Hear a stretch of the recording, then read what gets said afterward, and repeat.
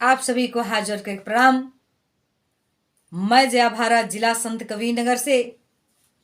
आज मैं आप लोगों की एक बात मोटिवेशनल करना चाहूंगी, बताना चाहूंगी, सच्चाई आप लोगों को बताऊंगी।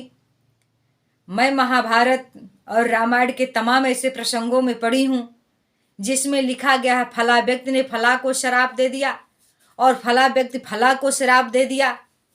लोग ऋषि मुनि रहते थे, तमाम ऐसी औरतें थी जो रामायण में आता है, महाभारत में आता है, तो श्राप दे दिया।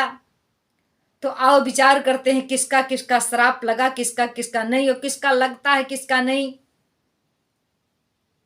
लोग कहते हैं दुर्वासा ऋषि जिसको श्राप देते थे वो जल के खाक हो जाता था, लेकिन कोई ऐसा प्रमाण नहीं मिला है कि जो श्राप उनका सार्थक रहा। क्यों?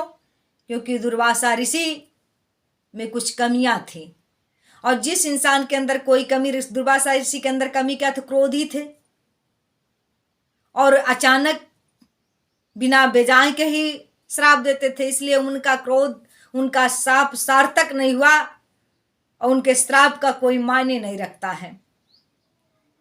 और भी तमाम प्रसंग है, लेकिन एक प्रसंग ऐसा आता है, मैं यदकुल खानदान की बेटी हूं तो मैं एक अक्सर करके उस बात की जरूर रखूंगी।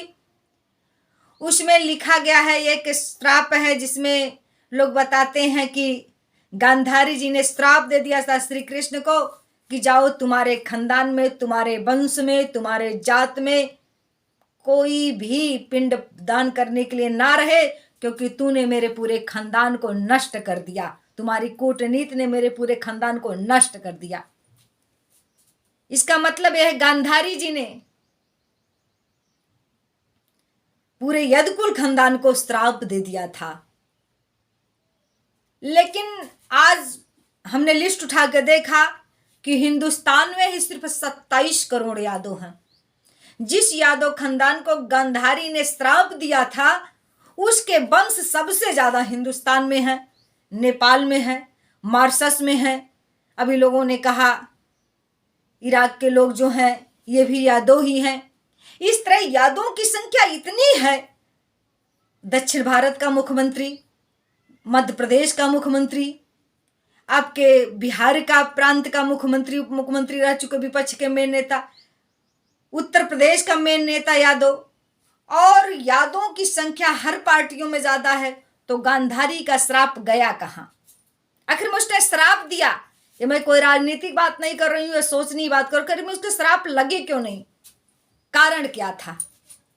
श्राप दे दिया कि यदकुल खानदान ही नष्ट हो जाए, लेकिन यदकुल खानदान नष्ट नहीं हुआ। इसका क्या कारण था? मैं बताना चाहती हूं कि गांधारी ने जो श्राप दिया था वो श्राप तो जरूर दिया था, लेकिन जो किसी को श्राप दे, आशीर्वाद दे, उसके पहले पहले उस पर विचार करना चाहिए। हम किसी को आशीर्वाद देंगे, हमारा आशीर्वाद तभी लगेगा जब हम उस लायक रहेंगे, हम सज्जन रहेंगे, हम चरित्रवान रहेंगे, हमारे अंदर किसी के प्रति जलन नहीं रहेगा, हम सबको समान समझेंगे, जाति धर्म मजहब से उठ करके समाज किसके सबको लोग गला लगा कर रहेंगे। उस समय हमारे दिए हुए आशीर्वाद किसी को लग सकते हैं। ये नहीं कि हम झूठ बोल रहे हैं, 420 कर रहे हैं, इनको उनके बुराई कर रहे हैं और मोह में पड़े हुए हैं, ममता में पड़े हुए हैं। ऐसा दिया हुआ आशीर्वाद कभी किसी को लगता नहीं है। कोई बार बार आशीर्वाद दे किसी को, आशीर्वाद अपने बेटी बेटा को लोग कितना आशीर्वाद देते हैं कि मेरा बेटा डॉक्टर बन जाए, इंजीनियर बन जाए, मास्टर बन जाए, नेता बन जाए, मंत्री बन जाए, प्रोफेसर बन जाए, दुनिया का सबसे बड़ा आदमी बन जाए। क्यों नहीं बनता है? आपका आशीर्वाद क्यों नहीं लगता है? क्योंकि हमारी अंतरात्मा इतनी कुशित है, और उस कुशित अंतरात्मा से निकला हुआ कोई शब्द सही नहीं होता है। रही बात श्राप का, तो मैं आओ उस मेन प्रसंग, गांधारी ने जो श्राप दिया था तो उसका श्राप लगे क्यों नहीं? क्योंकि मैं बताऊं, गांधारी के पास 100 पुत्र थे और 100 पुत्र के 100 नालायक थे। जब गांधारी के पेट में ये बच्चे थे, ये 100 पुत्र 2 वर्ष तक ये बच्चे मां के पेट में रहे, और एक दिन किसी ने ताना मार दिया कि आपके पेट से बच्चा नहीं निकल रहा, तो गांधारी ने अपने पेट को मारा ईंटे से और सारे खून की तरह निकल गए और उसको खंड खंड करके व्यास जी ने 100 घड़ों में रख दिया।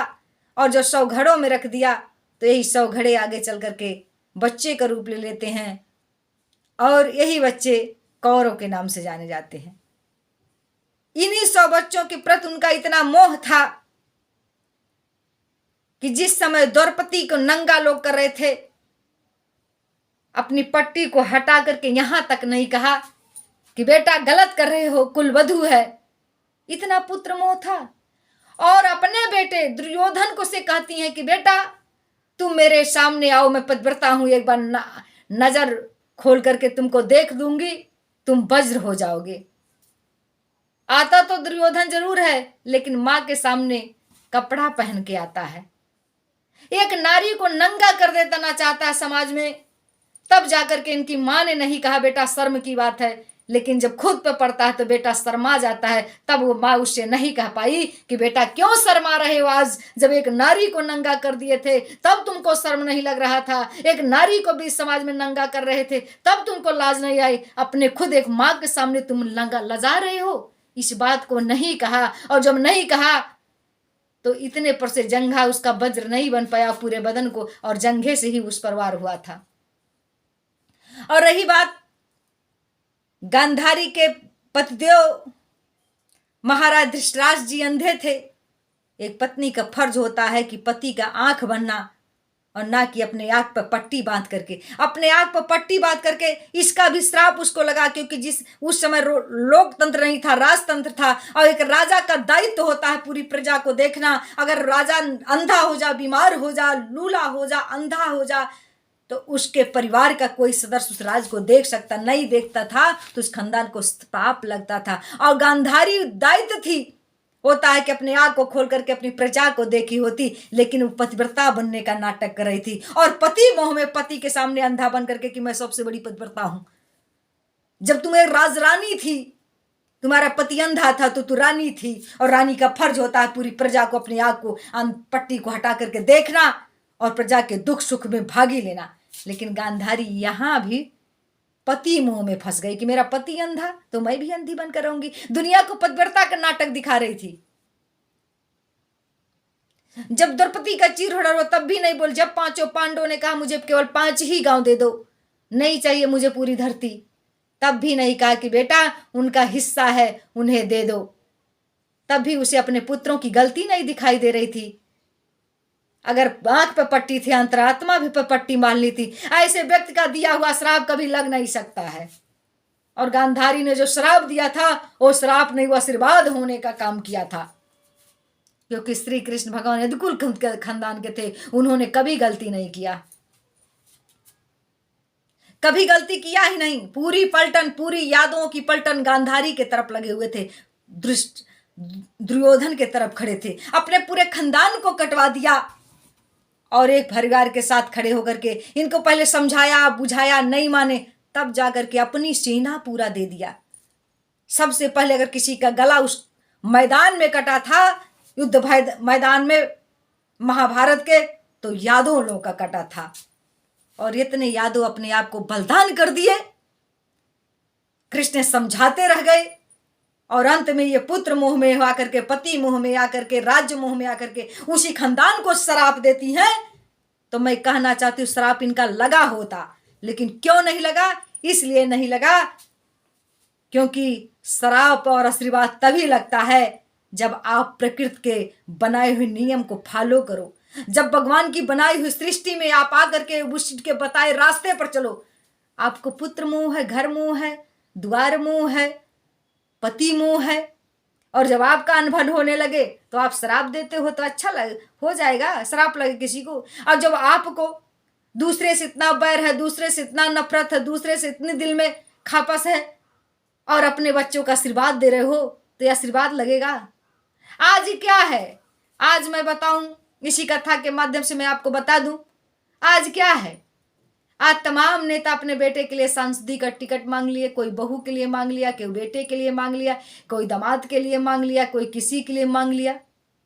और बाद में लोग कहेंगे कि मेरा नाम नहीं लोग ले रहे हैं, मेरी इज्जत नहीं कर रहे हैं, मेरी सम्मान नहीं कर रहे हैं इतिहास के पन्ने में। अरे इतिहास के पन्ने में नाम उसी का होता है। आज आज उत्तर प्रदेश में पूरे भारत का कोई सांसद, कोई नेता ऐसा नहीं था कि जो दूसरे के बेटे के लिए टिकट मांगे, जो दूसरे के बहू के लिए मांगे, और जो दूसरे के लिए। तो तुम नेता नहीं हो, बिजनेसमैन लोगों।